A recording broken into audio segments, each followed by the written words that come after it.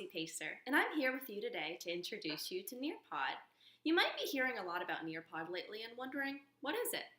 Well, Nearpod is an interactive tool that allows teachers to guide students through lessons on multiple computers and tablets. Students can interact directly with the lesson through drawing pictures and answering questions, and teachers can see all student input, which allows for guiding future instruction.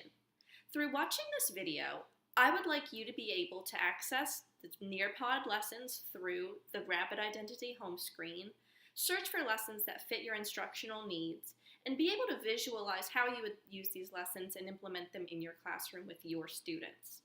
This will be a crash course in Nearpod, and it should take less than 5 minutes. Does that sound good? Let's get started.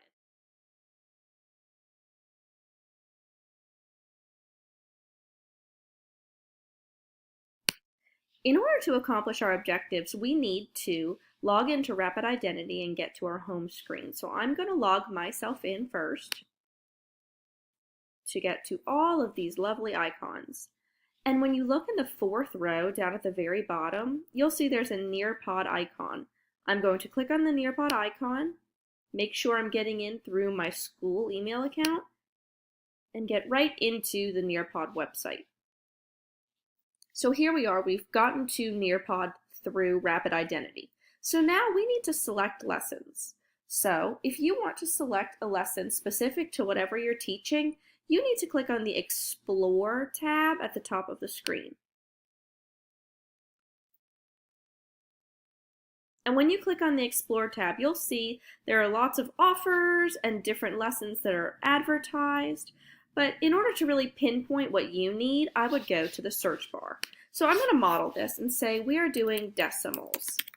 And then I want to do decimals, but I want to add some filters. So I want, personally, a free lesson. It needs to be related to math. And then I'm just going to search and see what comes up. Search all lessons. And I'm going to see that this reading, writing, comparing decimals to the thousandths place looks like it might work for my classroom. So I'm going to click on it and do a little more investigating. When I click on the lesson, you'll see that there's a preview option where you can go through and see all of the instructor slides. You can decide, will this lesson work for my class or should I keep looking? I'm thinking it looks pretty good. So I'm going to add this to my library if I haven't added it already. It says show in my library, which means it's down there. If you do not have it in your library, there will be a button here that says add to my library. So I will click on this one just to show you that button. So here's operations with whole numbers and decimals, which will work for my students eventually. So if I wanted to add this to my library, you can see this blue add to my library button. So I would add this to my library. Great.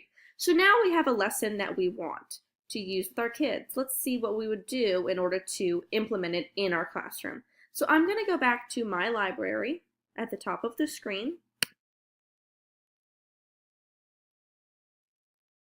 And I'm going to select one of my lessons. So I'll pick this decimal lesson to the thousandth place.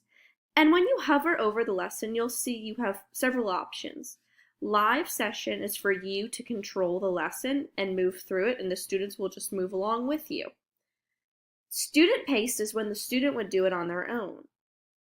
You may go back and you may edit, which is a really nice option. So if you notice that there were slides in the lesson that you don't think would work for your population, you can edit them, you can delete them, you can add in additional slides and additional activities.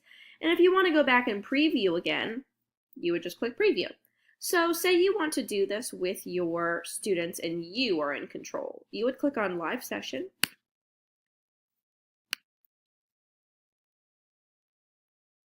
And when you click on your live session, a pin will pop up. So this is similar to something like Kahoot, where your students will be on their individual computers or tablets, and they will type in this code to enter and get access to your specific Nearpod lesson.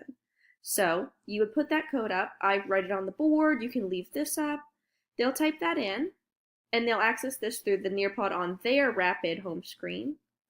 And when you have that, you'll come into your screen You'll notice that there's a section where you'll see who is logged in to your Nearpod lesson.